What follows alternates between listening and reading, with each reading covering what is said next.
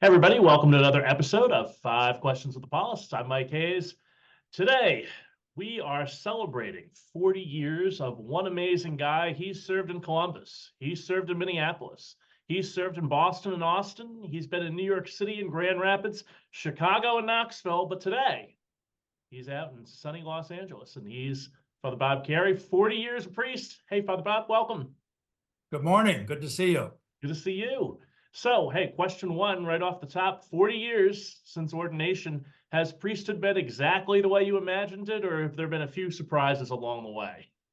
Yes, definitely. I recall hearing a story about a priest who was celebrating some anniversary, 25, 30, 40 years, whatever. And the diocesan newspaper wanted his vocation story. So the reporter asked him, "Father, when did you decide to become a priest?" And without hesitation, he replied, 5 years after I was ordained.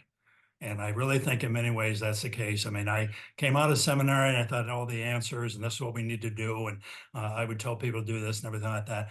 And over time I've learned, and that's been the big change and learning thing, is to listen to their questions. What's the issues going on in their lives? Where are their joys? Where are they going with that? And to help them along with the many treasures of the church to enable them to live full and rich lives. That's been, if there's anything that's kept me in the priesthood, it's not been the institution of the church, but rather the people of the church. That's awesome. Yeah. And so question two, what do you remember most about your ordination day? This may sound odd, but my dentist, who was not a Catholic, came to my ordination. I was not ordained at the Mother House. I did not troop back to the Mother House and be ordained at St. Paul's in New York. I was ordained in Columbus, Ohio, at the St. Thomas More Newman Center at Ohio State University campus, and for various reasons we need to go into. But I always felt that that was significant and special for me because I was ordained in the field among the people that I was going to be working with there and other places, and that always meant a very special thing to me. And it's been I have a videotape of it. I try to watch it at least once a year as my anniversary approaches. Watch that old videotape. So now on CD, but Right. DVD. Yeah. Yes, right. Oh, that's great. And so question three, what's one prayer practice or prayer that's given you comfort over these 40 years? I have about 6 or 7 of these small, meditation books, a prayer meditation for every day of the year. And I have used those constantly over the years, day after day, miss sometimes, but I try to use those. I'll go through them and then I just start over and pick out the one I haven't read in a couple of years and pick up with that again. And I've always found it amazing. You think, well, you're just repeating, but I've changed, and so the meditation has changed. So I found those very helpful. They're both secular and religious in terms of orientation. So Very cool. And so question four, you were ordained in 1984. And so over these 40 years, what's one thing that's happened in the church that you couldn't imagine happening in 1984? I honestly did not think that the church would be getting smaller, that we would have fewer members. I just thought, yeah, we're a great time.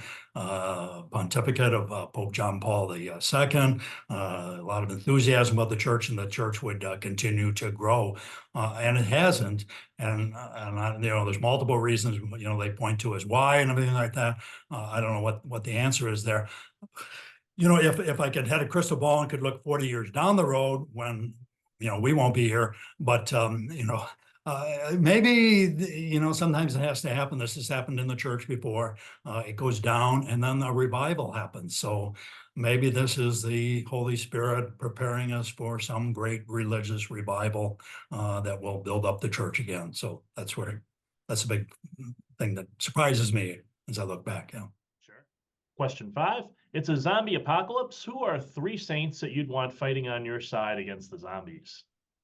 Okay, well, the first one may seem sort of ironic because going into battle, my first number saint would be a conscientious objector to battle, a conscientious objector to war, and that would be Saint Franz, and I'm going to slaughter the German pronunciation, Franz Jagerstatter, who was a Austrian farmer who was conscripted into the German army during the Second World War and refused to go. He was he objected to the morally to it, and he was put in the concentration camp and executed. So I think he's a great example of people, the need for people in modern times to stand up to evil in society and in the world. So he's a great saint for me. So. The other one I would want to have with me is St. John Cardinal Newman, who's always been a great saint of mine.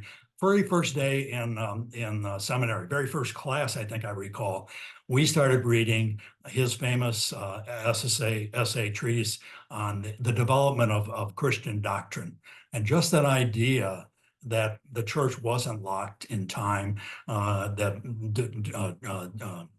doctrine could develop and evolve to meet new situations and new ways of thinking was so liberating for me, and then such a guiding point for me. So Newman definitely. The third one would be St. Elizabeth Ann Seton, probably the top U.S. Catholic saint. Her, work coming from the situation of losing her husband, having to raise her children, being impoverished, and turning that around, and eventually founding the Daughters of Charity here in the United States, and the beginning of both the whole system of Catholic charities and Catholic schools in the United States. So in going into battle, you always want a lot of strong women on your side too. So those would be my three. Yeah. That's great. I love that little shrine they have to her down by the Staten Island Ferry in New York there. Oh, yes. Yeah. I've seen that. Yeah. Yeah, it's really nice. Oh. And it's like in the middle of nowhere. You don't expect to see it, and you walk in and it's sort of hidden. So it's one of the hidden gems of New York, I always say. All right. And so, Father Bob, it's been great having you, and happy 40 years. We're really blessed to have you as one of our great Paulists and a great preacher. And so happy 40, and we hope that you have 40 more. Thank you very much. Hope to see many people in New York in a couple of weeks for ordination there of our next two priests. Absolutely. And so this has been 5 Questions with the Paulist. I'm Mike Hayes. He's Father Bob Cary, and we'll see you again next time.